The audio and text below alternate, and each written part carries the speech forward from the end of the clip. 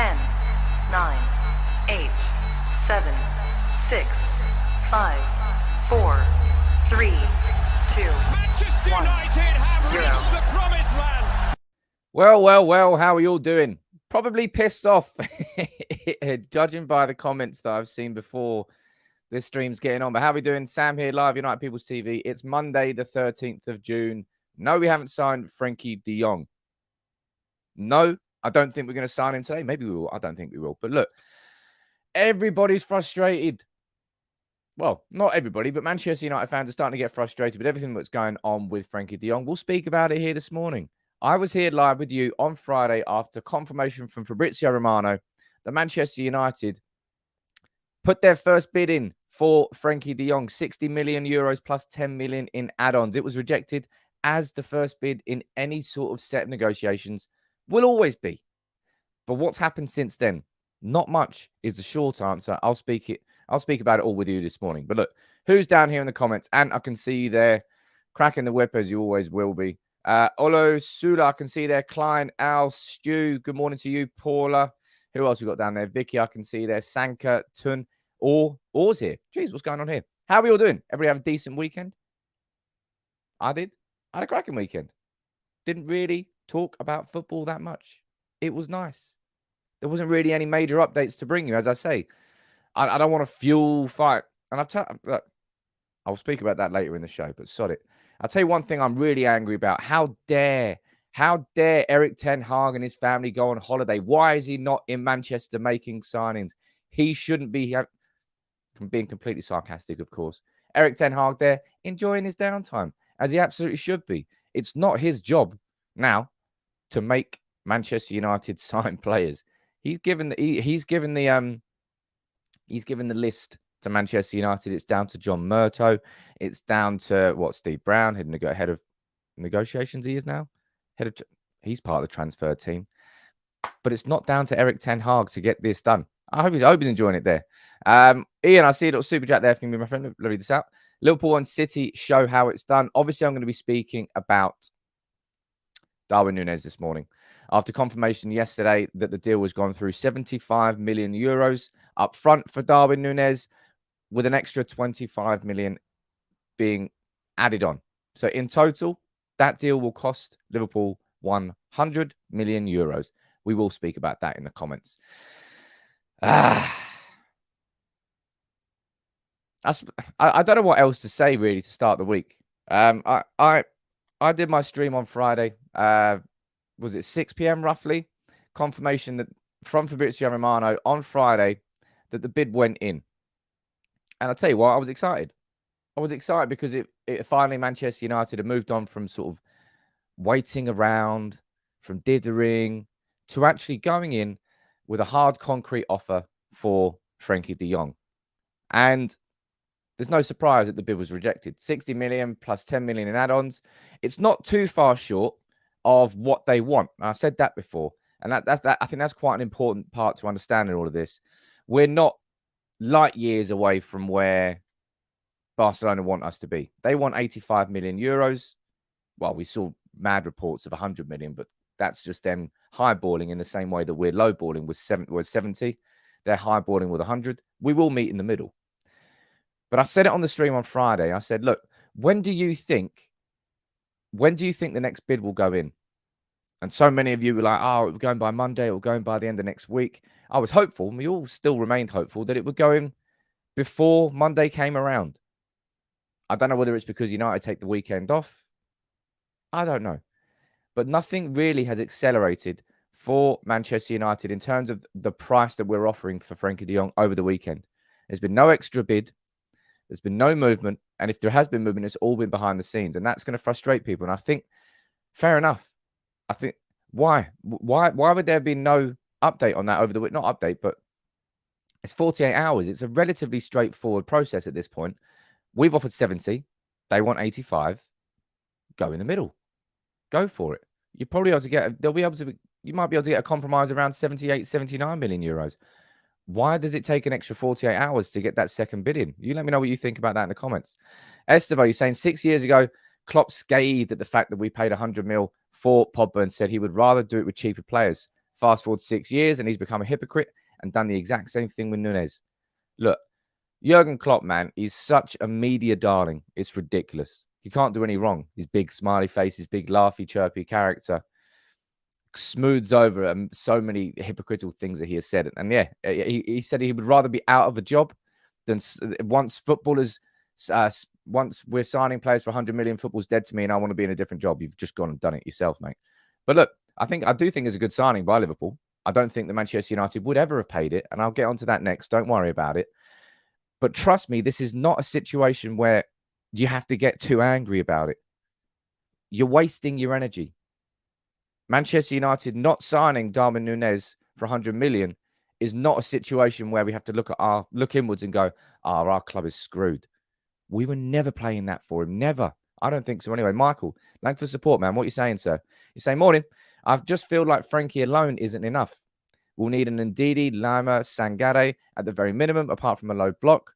Frenkie de Jong, Van der Beek pivot won't work against the transitional play the Premier League normally has. Great comment there, man. Thank you very much for that. And yeah, it's you'll know by now that that's an opinion I really do share here on United People's TV.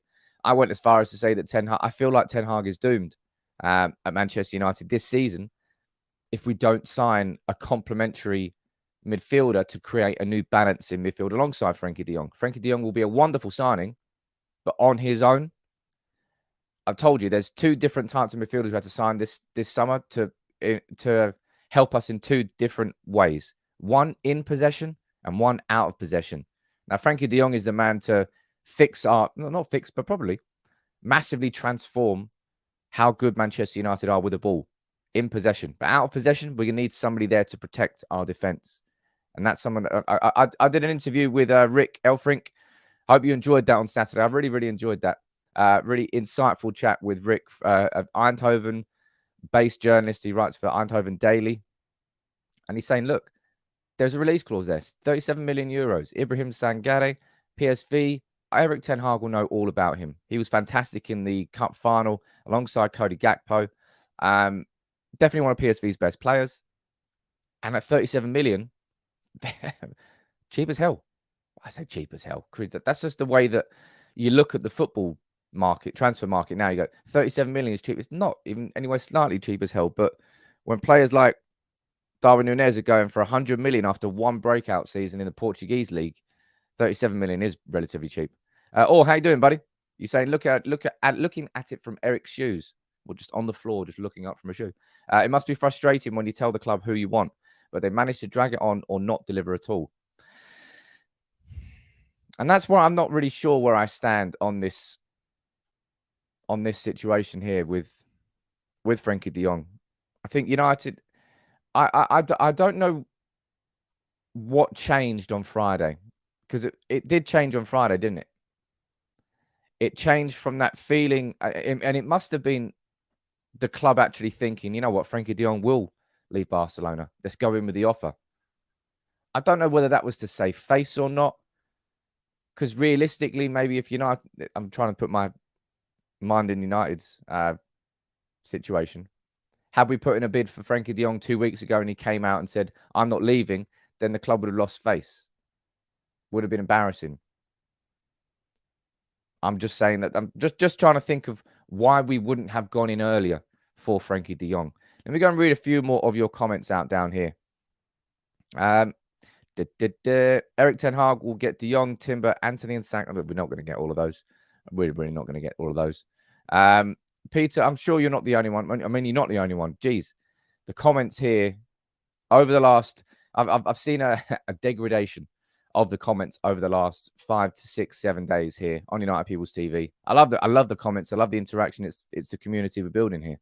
Genuine interaction, and I do answer as many questions as possible. But everybody's starting to get pissed off and frustrated now. We're 14 days. I think it's the 27th that Erik Ten Hag comes back to the club, and we haven't made a signing yet. Now, of course, the 27th of June is going to be when Erik Ten Hag comes back, and it'll be when the likes of Rashford, Sancho, anybody else who hasn't been involved in international duty will be at Carrington, beginning the preseason, ahead of our preseason tour starting on the 12th of July. So technically the preseason starts on the 12th of July. Well, the tour does, but the players can be in the club from the 27th. We need the signings done before then. Look, if we go over to see what Steve Bates from the People said, he said this over the weekend. He said, Erik Ten Hag doesn't want to be left waiting all summer long for Frenkie de Jong, only to be let down if an agreement cannot be reached. That's why he's pushing for an early answer from Barcelona, and it's why we have to put... Now, I'll be honest, it's not particularly an early answer. At this point, if we find out a yes or a no from Frenkie de Jong, it's the 13th of June. Season ended a few weeks ago. And we all know that this week, I've already reported this quite a while ago, this week is when we're going to be getting the answers from Barcelona's perspective about the economic levers. Now, what I mean by that is if Barcelona can get money in from elsewhere, whether they're going to be selling off part of Barca Studios. It's like a Barca Studio is an event space that's about 15 minutes away from Nou Camp. They're trying to sell that off, or at least the naming rights of it, for a price up front to boost their funds. They're not going to be doing the deal where they were going to sell off part of their broadcast revenues, but they might still do a deal where they sell off part of their licensing. If Barcelona can get some of that money in there, maybe they won't be selling Frenkie de Jong, and that's going to be part of this week. And I've told you that's all played a role in complicating and delaying this situation. Darwin Nunez, it was an easy situation. Well, easy. Maybe not easy, but simple. They knew that they were going to sell him this summer. Everybody knew that they were going to sell him this summer. Right price came in. Dealers agreed. It's not the same situation with Frenkie de Jong. That's a big part of why this has been complicated and a little bit dragged out. Because de Jong didn't know whether he wanted to leave or not. Barcelona didn't know whether they were going to sell him or not. Barcelona were looking elsewhere to see if they could get more money from elsewhere to not sell de Jong. And all of these things have just complicated it. And again, I hate to repeat analogies, but that's what I said. It's like it's like trying to buy a house in a chain when you're just waiting for other things that are outside of your control. And that's kind of, I'll be honest, what's gone on with the de Jong situation. But I just don't want it to drag anymore. I really don't. Pratik, what are you saying there? Frenkie de Jong plus Nunez or Sangare shall help the midfield in a lot of ways. Also, a centre-back and a right winger will make us look much better. I don't know about the right wing situation. I don't know whether we're going to be signing one. That's what my gut is telling me. I might be completely wrong on that, but that's what my gut is telling me. Quite a lot of you down here, obviously, you can't not speak about this, right? So let's speak about it. What is your take on this whole Nunez situation, right? You let me know in the comments, and I'll try and read out as many of your comments as I possibly can, because Darwin Nunez, he's going to Liverpool. Fabrizio Romano here saying official and confirmed, here we go. I mean, they might even have an announcement in the next minute or so. I don't know. But Nunez is going to Liverpool. 75 million euros fee plus 25 million euros in add-ons. Going to sign until 2028. Who gives a shit about how long that deal is? But I want to know where you stand, because I'll be honest, I don't think there would be as much frustration among United fans at the moment with this de Jong situation had Liverpool not just signed Darwin Nunez. I think what you're seeing with Darwin Nunez is exacerbating the feeling of frustration among United fans with the de Jong situation. Because we're having to sit here now and just look at Liverpool signing a 100 million euro player inside a squad which is already insanely better than United's. And then we're sitting here just going, for fuck's sake. And there's a big amount of jealousy there. Let me go down here and see what you're saying. Helgon, you're saying, I agree with you, Sam. Too much money. We need reinforcements in way more positions. I mean, he is a lot of money. He is absolutely not. Big Worm, stop talking about Nunez. He's not coming. Nunez is part of the story, man. He's part of the transfer window, and we were in for him to a certain point until, well, we realized that we weren't going to pay 100 million for him. Let's go down here and see what else you're saying. Hope he flops. I think we all do there. Jeez, but he probably won't. Gamey, you're saying, I'm glad we didn't pay that amount. It's not worth it. Josh, what you're saying up there? Can we... People, right? I've said it this morning. Like, I've seen Mason Greenwood's been trending on Twitter. Do your research, right? It took me less than 10 seconds to teach myself that there's no reason he should be trending. Nothing's been announced. Nothing official has come out from Greater Manchester Police. Nothing official has come out from Manchester United. stop talking about him until something official comes out, and just stop talking about him in general, really. It's been said down here in the comments a lot, but I'll say it there officially so you can just stop mentioning him. But look, Darwin Nunez is going to be a good player for Liverpool. Of course he will be. Inside that system that Klopp has built. Look, you saw it with Luis Diaz. That pissed me off how good that signing was. Looked like he had played for them for years and years and years. But he only joined them in January. Darwin Nunez, it could be the exact same thing. And I really, really hope it isn't. I really do. But it probably will. But the idea here, and this is coming from Duncan Castles, who, of course, loves finding the negative. Look, so many of you in the comments come from the United stand and start to throw the word spin around left, right, and centre because it's fashionable. You don't really know what you're doing, but you're just shouting the word spin. This is the definition of spin. The idea, Manchester United's characteristic hesitancy to complete a transaction for Darwin Nunez is said to have cost Ten Hag what he expected to be a key element of the club's rebuild. Now that is spin. That is taking a situation which means one thing and completely turning it around to mean something entirely different. Because Darwin Nunez is not going to be a key element of our rebuild. Come on, Duncan, what are you just making this shit up for? That's pure fabrication. Darwin Nunez was obviously a name on the list of Manchester United potential signings this summer. Was obviously a name where Manchester United were exploring the idea of signing him. And was obviously a name where United were not going to pay 100 million euros for him. It's crazy. It's simple. 70 million euros, I think we would have had a conversation. And I've said this to you before, we all know full well that Darwin Nunez is not worth 100 million euros. Benfica, they look 20% of what they sell Darwin Nunez for. So what was it? 75 million. 10%, 20% is 15 million euros. 15 million euros has gone to Almeria. That means that Benfica will be receiving 60 million euros. And that's the price they wanted for him. They've inflated his price by 20% to cover the fact that they're going to lose 20% of him. All right. So this idea here, as I said, this is not a situation where I think you should be wasting too much energy, people. Don't be getting pissed off with the Nunez situation. And the reality is this as well. Even if he was 70 million euros, and even if United had gone in with 70 million euros, he still wouldn't have signed for us because he would have chosen Liverpool. Because at this moment in time, it's probably what players are going to be doing. That's the situation. That's the reality. It's not me being overly negative by saying that. You just know it's the truth. Liam, come on, people. We've been here before. Until the Glazer cancer is removed, we will remain in the wilderness.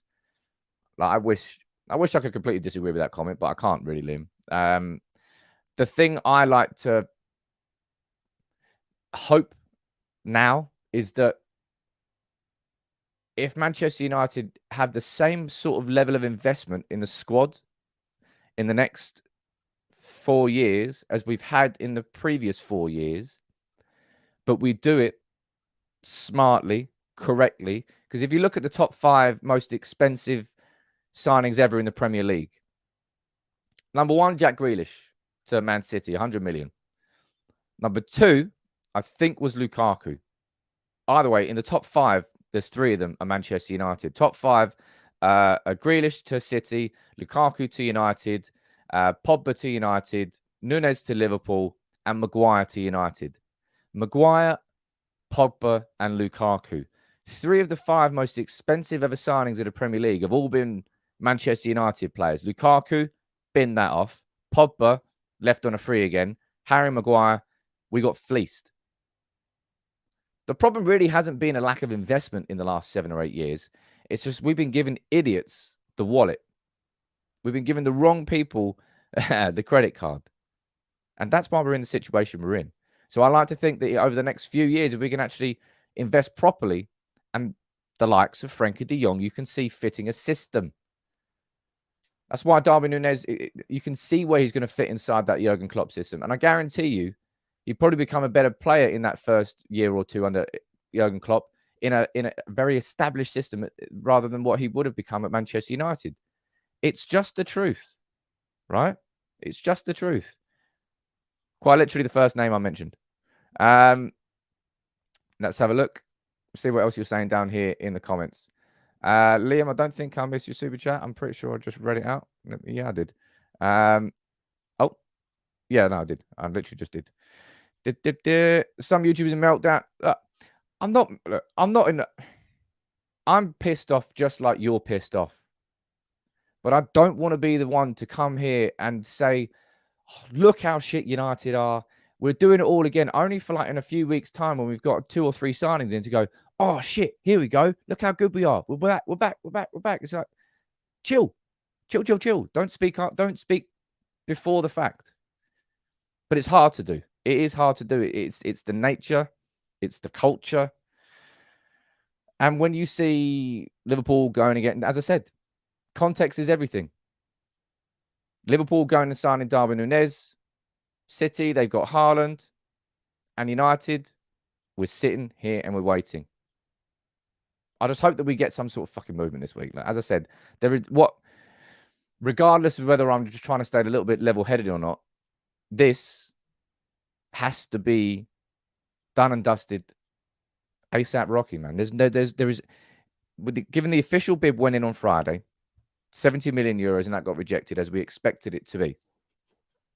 Then what's happened in the last 48 hours? Why should there not be announcement of another bid going in today? There's nothing stopping that from happening. We want the player. Barcelona want an X amount of money for the player. Let's find that middle ground. We know that they want 85. If we go back in with an offer in the region of 80 million, you think they're going to reject that? They probably won't. They really probably won't. I don't know. I'm sure lots and lots of you. I can tell by the comments, man. The comments aren't getting toxic. Toxic's the wrong word. But there's just a bubbling discontent among all of you, among all United fans now. And we all want that signing to sort of release the pressure a little bit, calm it down a little bit. Estevo saying these rumors of Nunez will fuel Ronaldo to outscore him. It will happen. Just watch his space. If he gets service this season, he will be deadly. We all know that. How Ronaldo did what he did in that United team last year, it will get overlooked because that's kind of what happens. But it is a joke. It is a joke how many goals he scored in such a dysfunctional team.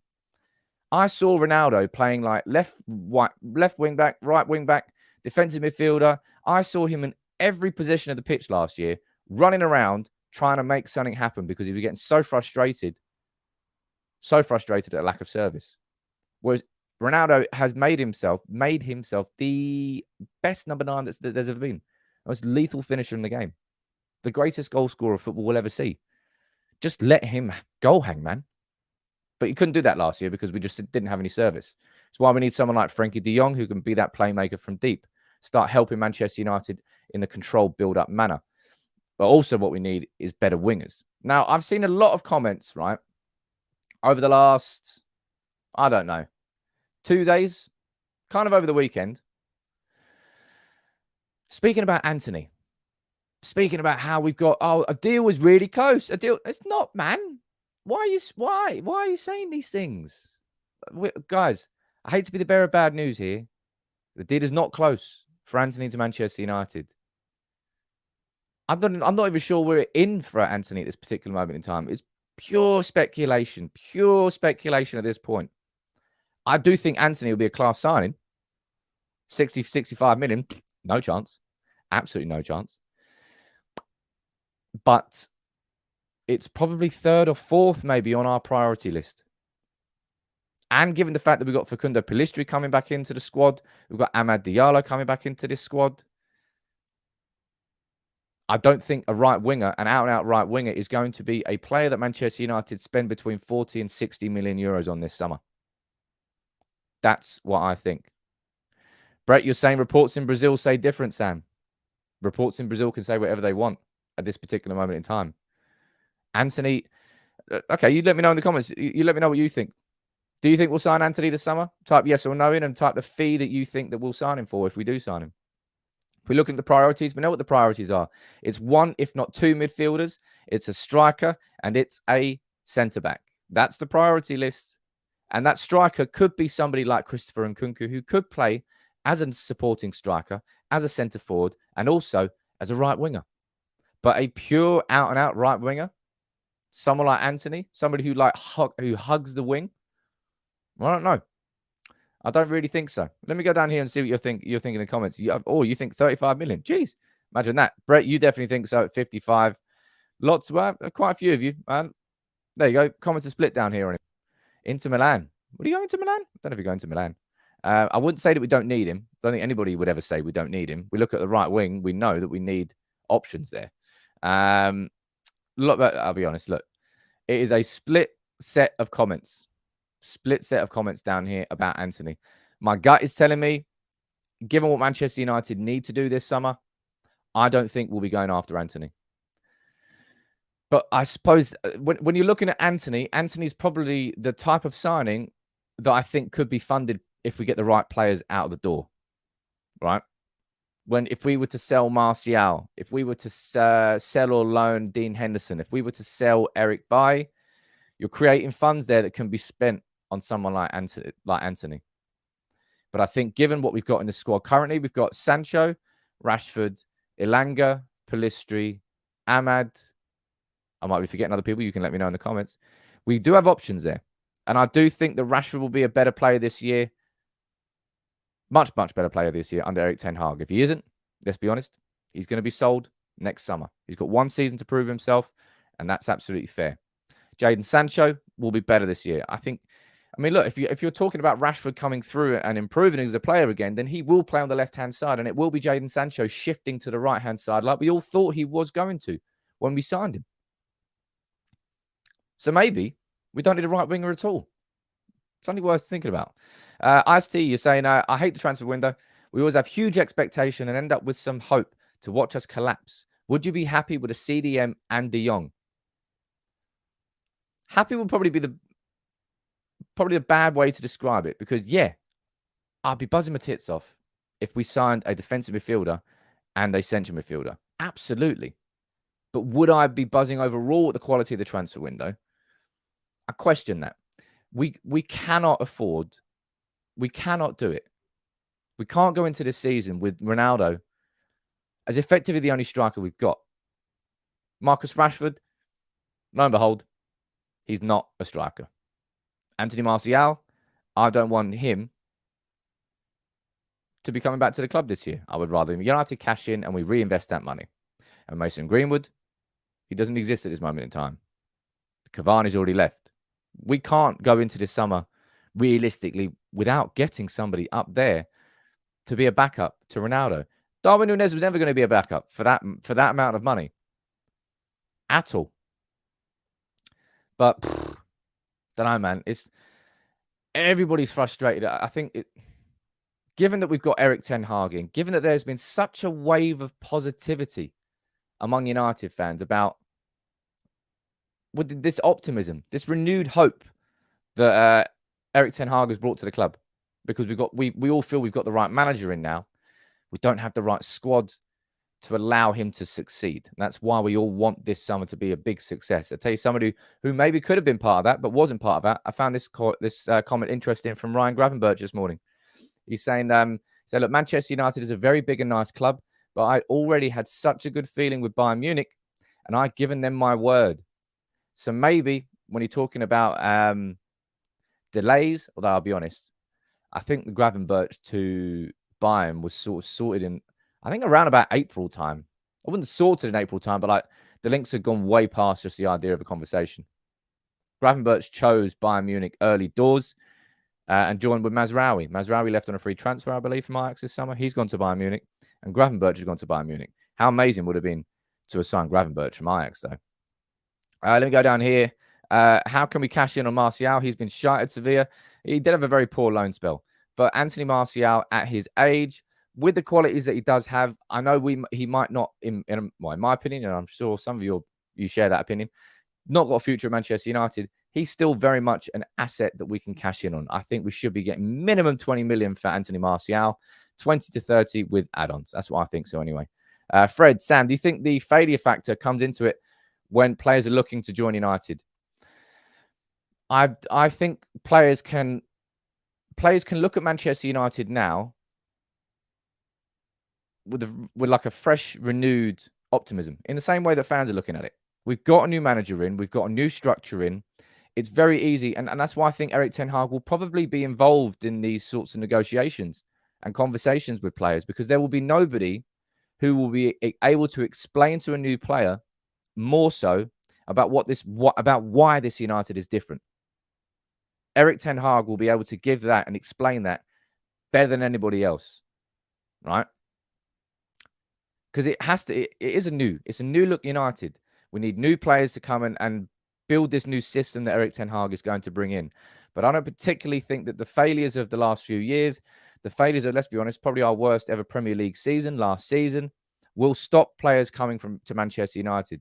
Previously, the only reason that stopped our failures getting in the way of signing players was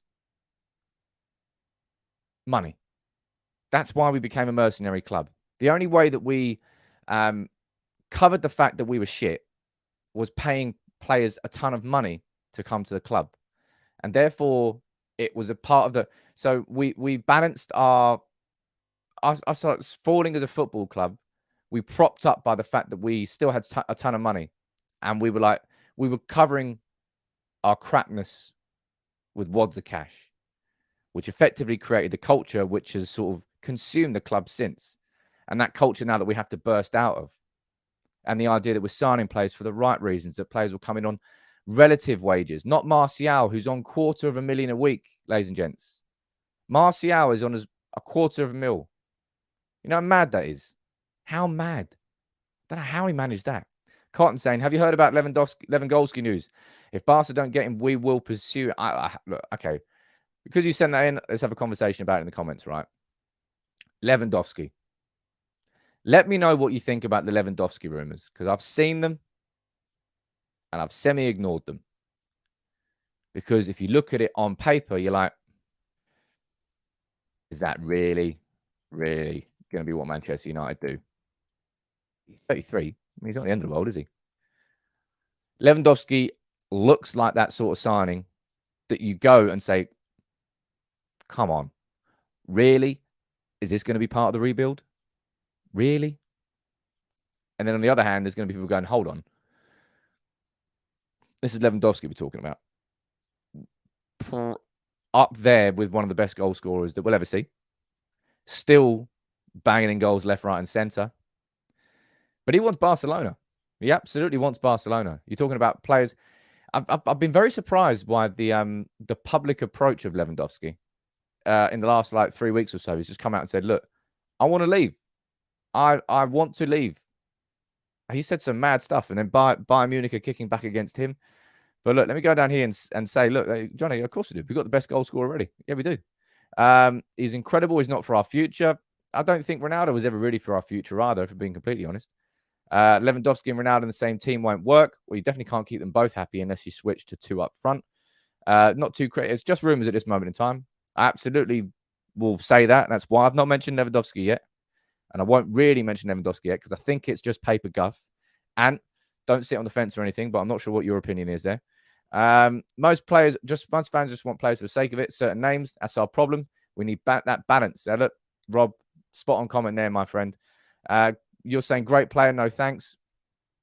I don't personally think we should be going anywhere near Lewandowski. That strikes me as a signing that United would make on deadline day because all of our other ideas have failed and we go, shit, Cavani's available on a free, bring him in. That's exactly what the Lewandowski situation would be like. And it would just be one of those situations where you look at it and go, if it works, it will be great. And if it worked, it would be great. But I don't want these sorts of situations anymore. I want to sign a player for a specific reason to fit exactly where we want him inside a new look system with precision and planning. That's what we need with our signings. Not, go on then, bring him in. Fingers crossed. Sod that. That's why we haven't hit the bullseye on the transfer dartboard, if you want to call it that, for so long. And why we've had so many misses. Lewandowski might work, but nah. No, thank you. Not, well, that's my opinion anyway. Lots and lots of you mentioning Ruben Neves down here in the comments. And you'll know what I think about Ruben Neves. Why we didn't go after him last summer, you go and ask the club. I've no idea. All of a sudden, Ruben Neves' stock has increased after a fantastic season at Wolves. Who could possibly have seen that coming, apart from you, me, and most other United fans? Everybody could see it. He's going to cost in the region of like 60, 70 million. I think the only way we sign Ruben Neves is if this De Jong deal goes tits up. I don't think that we'll be able to sign Neves and De Jong, although I'll be honest, I think they probably would work quite well together. If you're looking at how Neves has played in that Wolves system, he's played in a 3-5-2 alongside Martinho in a double, not a double pivot, but in a midfield 2. He could definitely balance that partnership beautifully with Frenkie de Jong, but I don't particularly think that we're going to sign him. I'd love to. I really, like, you know, as I said, go type Ruben Neves, United People's TV onto YouTube, and you'll see videos from last summer, probably from the summer before as well, when I'm like, why and how are we not going after this player? It's exactly what we need. That is what it is. As I said, Ryan, I don't personally think that we'll be able to afford both of those players, given that we still do need to sign. We do need to sign an attacker. And that, I think that one's going to be a very interesting one to see how it develops, okay? Because now that the Darwin Nunez situation has gone very quiet, not gone quiet, it's done. He's gone to Liverpool. And the Christopher Nkunku story, right, is if we're looking at how it's developed, we're hearing rumors and reports now that that he might be signing a new deal at Leipzig, that they would include a new release clause. It will be for the next summer, I think of 60 million euros. I'm not sure whether we're getting Nkunku. And if it's not going to be Nkunku, and it's obviously not going to be Nunez, then who do we sign as an attacker? Now, obviously, I will say this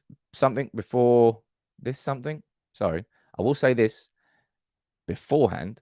This is a very different type of transfer. This is not a replacement for Nunez. This is just United going out and looking at signing young, talented players.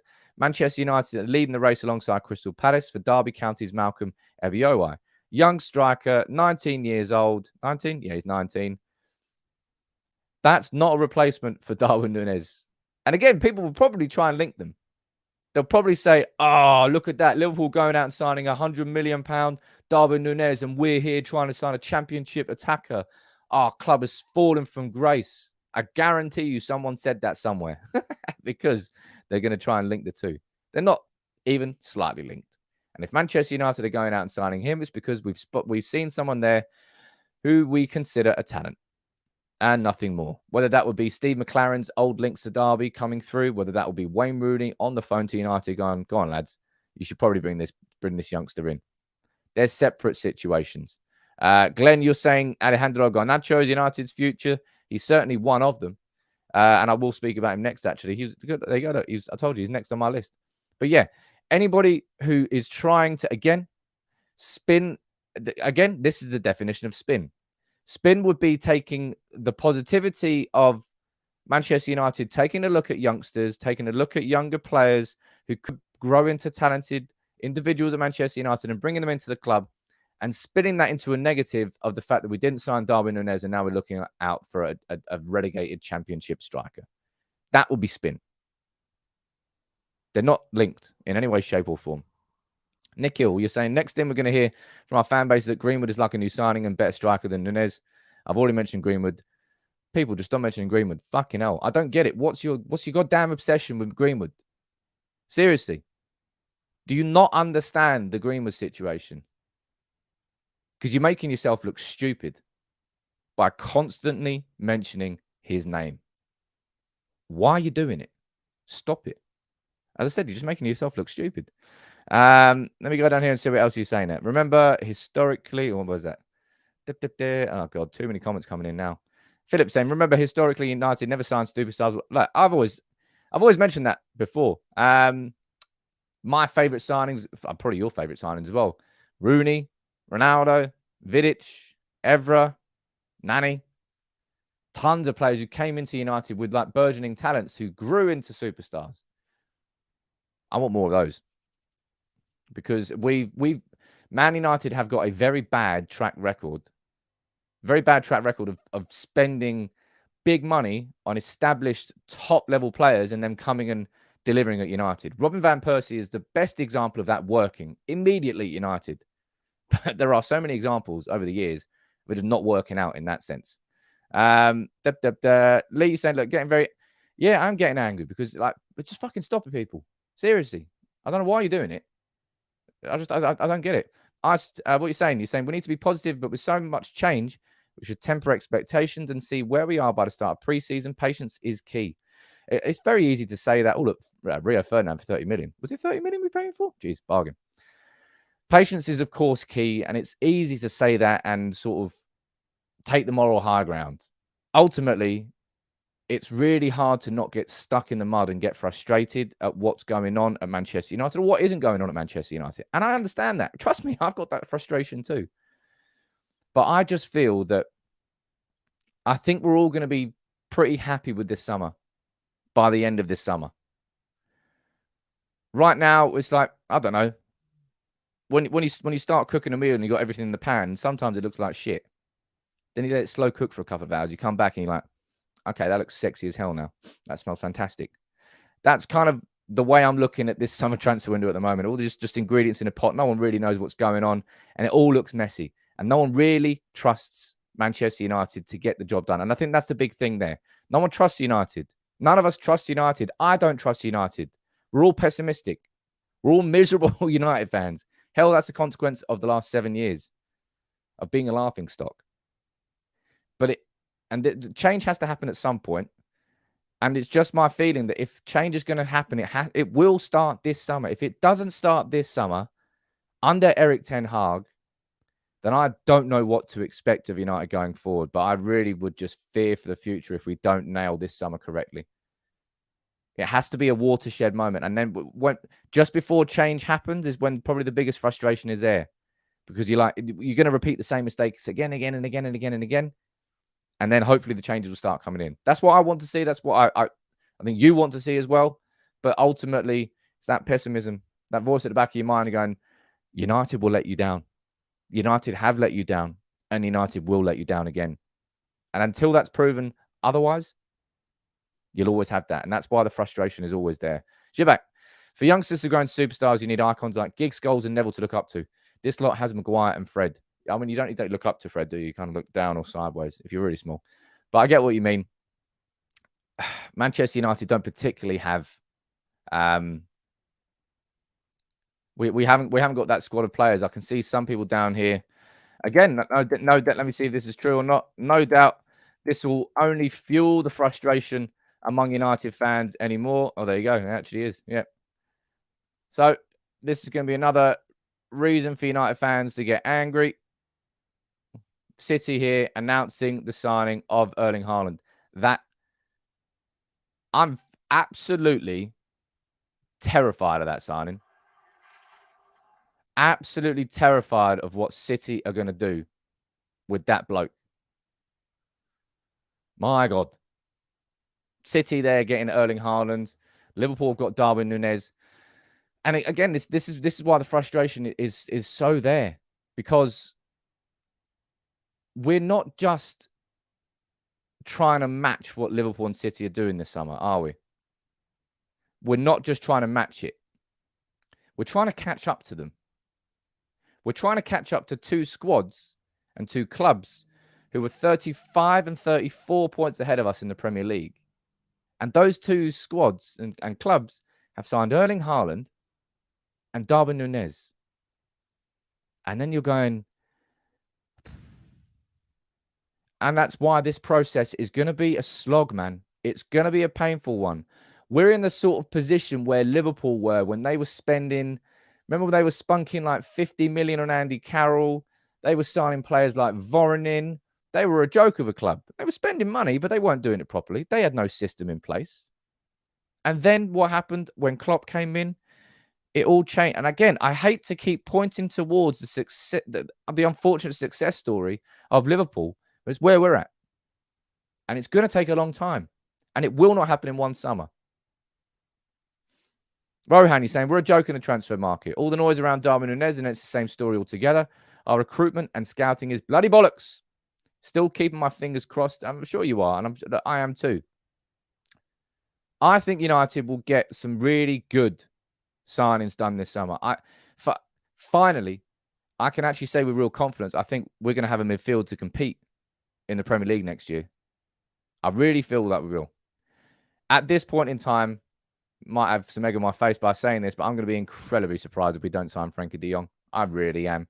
And that is a transformative signing for the system of Erik Ten Hag's football that will come into Manchester United. And I will do a video on that, but I'm going to hold back on it. What's the point in doing like a how de Jong can transform United video? We haven't signed him yet. And that's only going to increase the frustration of United fans. Because it gives another opportunity for other clubs to point at us, to laugh at us, because we haven't even signed him yet. But trust me, I've got lots and lots more planned and good stuff. And Sean, you're saying, look, you have more confidence than me, Sam, on it being a good window. And I hope I'm wrong. I hope you're wrong as well, my friend. I really, really do. And maybe my confidence is misplaced. But again, you know me by now. I try and take a positive spin where I can. And if that's me sort of having a bit of naive confidence, then cool. I don't care about being proven correct.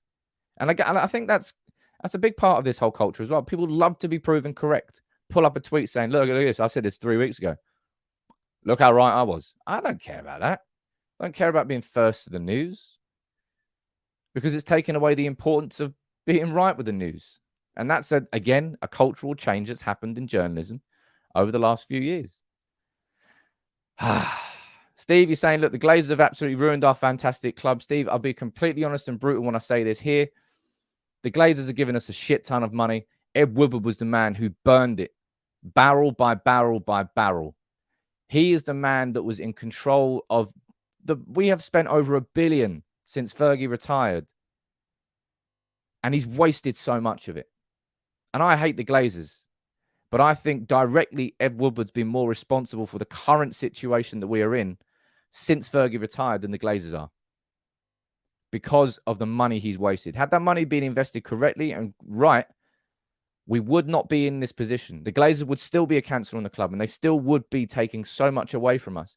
But trust me, Woodward himself, my God, man, the amount of money he's wasted has been insane. Insane. And that's why we're in the situation we're in, man. Estevo, man, what are you saying? Thank you very much for support, as always, dude. This window is not to compete with City and Liverpool. They're far beyond us at this point. This transfer window is for us to regain the Champions League. So we should be comparing our window to Arsenal. Okay, fair enough. But ultimately, you can't ignore what City and Liverpool are doing. And we always have to have one eye on it. Because we have to make sure, as I said, we have to make sure that gap doesn't widen this summer. It's already big enough. It's already 35 and 34 points. And they've now gone out and signed Haaland and Nunez. So we have to make sure that we keep an eye on them. Even if you're right, ultimately, it's not particularly our main aim to overtake them this summer because we can't do that. Of course, I'm not saying that the Glazers invested the Glazers have not invested one penny of their own money. But Ed Woodward has wasted $1 billion of Manchester United's money on a lot of shit signings. And we would not be in this position as a football club. We would not be 35 points behind City and 34 points behind Liverpool had we not spent that money better since Fergie retired. We would still be hampered by the Glazers. We would still have the straitjacket of an absolutely horrendous set of owners. But we should not be this far down. We should not be anywhere near this far away from the top. And that is definitely down to Ed Woodward. And I will definitely stand by that. As I said, I was going to speak about Alejandro Garnacho. It's not been sort of became a bit of a running joke during the season. These Monday streams, always called it the therapy room. Because we got pumped every goddamn weekend and everybody was miserable. I'm not calling this the therapy room today, but I suppose I just want to try and put the handbrake a little bit on the frustration of United fans. I don't want to fuel it too much. I don't think we're going to be overall disappointed by the end of this transfer window. But it's been another slow start, man. We're still trying to get out of neutral. The car's stuttering. Hopefully, I don't know. Again, I'm basing a lot of my opinion at this point on hope, right? But you have to hope, right? It's the optimism that kills you. It's the boxing bag too, Sam. I need to go and have a quick fight or something. But look, as I said, Alejandro Garnacho, he was named revelation of the tournament. There was an under-20 tournament he was at with Argentina, and he was named revelation of the tournament. And if you look at what's going on with Alejandro Garnacho, Manchester United are working on him to sign a new deal. Talks already started to get things done this year, but he's definitely an exciting one. But as was mentioned in the comments down there, for these sorts of youngsters to flourish at Manchester United, they need to have the top quality players in and around them. At this moment in time, Garnacho, of course, he's got Ronaldo there, and that's going to be someone he completely looks up to. But Manchester United, we need to make sure we're a club in a far better position. And I'll tell you what, Erik Ten Hag being his coach, that's a really good time for Alejandro Garnacho to break into our first team for sure. Something I quickly want to mention here. I saw this at the weekend, right? I'm sure you saw it too. This is Austria playing at the weekend. And this is Austria pressing high, winning the ball back, pressing high. What happens? Goal. It's almost like, I don't know, I'm just saying here, it's almost like Austria are listening to Ralf Rangnick. It's almost like Austria are understanding what Ralf Rangnick has with his game, and they are doing it. Now, Austria are, of course, a team which is naturally, a lot of Austrian football is built on that pressing system and the good work that he did at Salzburg originally. But not everybody, tons of people like to suggest that Ralf Rangnick was an absolutely abysmal coach, that Ralf Rangnick had absolutely nothing about him. All I'm going to say is, if I speak, I am in big trouble. I saw this as well. This is from Andy Mitten, saying Madrid signed Aurelien Tchouameni from Monaco, and he was one of the players that Ralf Rangnick advised Manchester United to try and sign. Although I'll be honest, I think the Tchouameni situation, dream signing. I think that would have been my dream signing this summer. I think it's probably more, it's like in the Camavinga situation. I think we could have got Camavinga for cheap if he wanted to join us, but I don't think he ever did. I think he always wanted Real Madrid, and he's gone to Real Madrid. Tchouameni, he's gone to Real Madrid. Again, I think the fee for him is above 100 million. Thereabouts. A lot of dough. Tchouameni, I would have loved to have signed him. I'm not sure we were ever actually going to as well. Let me go down here, right? And I will read a few more of your comments out, as I always do. Anything you want to say that I haven't really brushed on during this stream, you let me know. As a quick roundup, Manchester United, look, quick roundup, 30 seconds. We put our bid in for De Jong in on Friday, 70 million, and that included the add-ons. That was rejected by Barcelona. We're now waiting. 48 hours have happened since then. Where's the second bid, United? Where is it? It has to go in now. It has to go aggressive. Ten Hag doesn't want us to mess around, man. We have to know an answer. He wants an answer from De Jong. Getting him by the end of this week, yes or no? Yes, brilliant. Let's get it done then. Let's get a fee agreed, done. Or let's move on, right? That's what he wants. And we've spoken about the frustration that's really bubbling among United fans. It was more like an interactive conversation this morning. Your opinions on the Nunez situation, how that reflects on Manchester United. There's a lot of frustration among United fans. I like to think that most of you maybe leave after joining in this conversation in the morning, that you leave a little bit less frustrated. Maybe not a little bit less frustrated, but with at least some sort of optimism that things, again, I just feel like we're one De Jong announcement away from so much of this frustration sort of being semi-buried. And that's probably because if you're looking at Haaland and City and Nunez and Liverpool, they're not just signings, are they? They're marquee. They're the biggest signings they'll make this summer. They're the big ones. And they got their big ones done by the 13th of June. That's where this De Jong situation comes in. That'll be the big one for Manchester United, man. Once we get that done, I think the feeling among United fans will change. So that's what I mean. Like, you're all so, it's not all of you, but so many of you are almost furiously frustrated on a Monday. And then on a Thursday, if the deal's been done by then, you would have a big smile on your face. Things aren't terrible.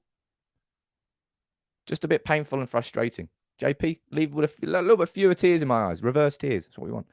Steve saying, loving the show, Sam. Thank you very much, buddy. I hope we do something this week. That's definitely not true. Chouameni, we are definitely not better off without him. Well, that's for sure. What's this? Chef Nutritionist hired. Didn't know that. I'll have a look at that next. Bring back Barry. Barry will be here at some point. Don't worry about that. But look, we haven't brushed on Barry yet today. Don't worry about it, man. The transfer window, eh?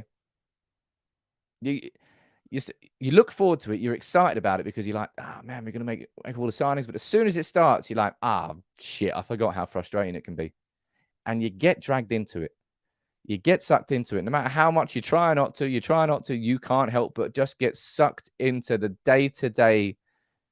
It's like being in the Kardashian show. Just like constant daily changes, ups and downs.